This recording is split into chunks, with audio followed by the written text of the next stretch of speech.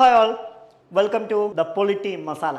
നമ്മുടെ കോൺസ്റ്റിറ്റ്യൂഷനിൽ ഒരുപാട് ക്രിട്ടിക്കൽ ടേംസ് ഉണ്ട്. ആ ക്രിട്ടിക്കൽ ടേംസ് ഈ ഒരു ചെറിയ വീഡിയോയിലൂടെ ഏറ്റവും ഷോർട്ടാക്കി നിങ്ങളിലേക്ക് എത്തിക്കുക എന്നുള്ളതാണ് ഈ പൊളിറ്റി മസാലയുടെ ലക്ഷ്യം. സോ ആദ്യത്തെ രണ്ട് ടേംസ് നമുക്ക് നോക്കാം. Written constitution and unwritten constitution. നിങ്ങൾ പലപ്പോഴും കേൾക്കുന്ന വാക്കായിരിക്കും written constitution and unwritten constitution.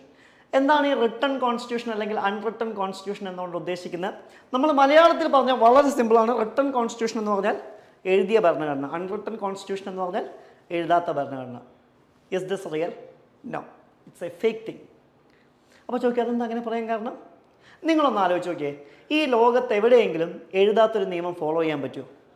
നിങ്ങളോടൊപ്പം ഞാനൊരു കാര്യം പറയുകയാണെങ്കിൽ നിങ്ങൾ പലപ്പോഴും എന്നോട് എന്താ ചോദിക്കുക, അതെവിടെയെങ്കിലും എഴുതി വെച്ചിട്ടുണ്ടോ അങ്ങനെ ചെയ്യണമെന്നുള്ള കാര്യം?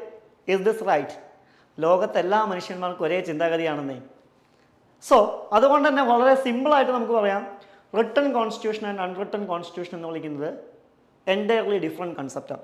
എന്താണ് റിട്ടൺ കോൺസ്റ്റിറ്റ്യൂഷൻ? Very simple. നിങ്ങൾ എന്നോടൊരു പുസ്തകമെടുത്ത് കാണിച്ച് തന്നിട്ട് ചോദിക്കുകയാണ്, ഇതല്ലേ ഇന്ത്യൻ കോൺസ്റ്റിറ്റ്യൂഷൻ എന്ന് വെച്ചാൽ ഞാൻ പറയും യെസ്, ഇതാണ് ഇന്ത്യൻ കോൺസ്റ്റിറ്റ്യൂഷൻ എന്ന് പറഞ്ഞു കഴിഞ്ഞാൽ, ഒരു വ്യക്തി ചോദിക്കുകയാണ് എന്താണ് ഇന്ത്യൻ കോൺസ്റ്റിറ്റ്യൂഷൻ എന്ന് ചോദിച്ചു കഴിഞ്ഞാൽ, ഒരു പുസ്തകമെടുത്ത് കാണിച്ച് തന്നിട്ട് എനിക്ക് പറയാൻ പറ്റും this is the constitution of India. അതായത് എല്ലാ നിയമങ്ങളും ഒരു സിംഗിൾ ഡോക്യുമെൻറ്റിലേക്ക് കോഡിഫൈ ചെയ്തിട്ടുണ്ടെങ്കിൽ അതിനെ വിളിക്കുന്ന പേരാണ് ഇത് written constitution. And what you mean by the unwritten constitution? എന്താണ് ഈ അൺറിട്ടൺ കോൺസ്റ്റിറ്റ്യൂഷൻ എന്നുകൊണ്ട് ഉദ്ദേശിക്കുന്നത്? മലയാളത്തിൽ പറയുമ്പോൾ എഴുതാത്തത് എന്ന് പറയുമെങ്കിലും ഞാൻ നേരത്തെ പറഞ്ഞ പോലെ that is not a real, that is a fake thing.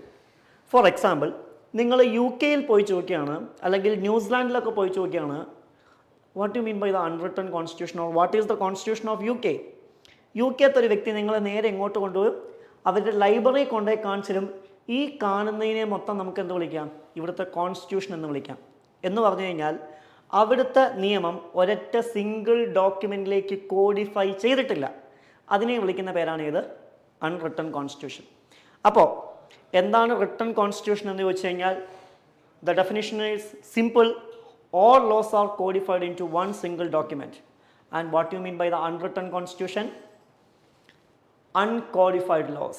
Codify ചെയ്യാത്ത ഒരൊറ്റ പുസ്തകത്തിൽ എഴുതാത്ത നിയമങ്ങളെ നമ്മൾ വിളിക്കുന്ന പേരാണ് ഇത് അൺറിട്ടൺ കോൺസ്റ്റിറ്റ്യൂഷൻ. ക്ലിയർ? റിട്ടൺ കോൺസ്റ്റിറ്റ്യൂഷനും അൺറിട്ടൺ കോൺസ്റ്റിറ്റ്യൂഷനും ക്ലിയർ ആയി എന്ന് വിചാരിക്കുന്നു. Thank U.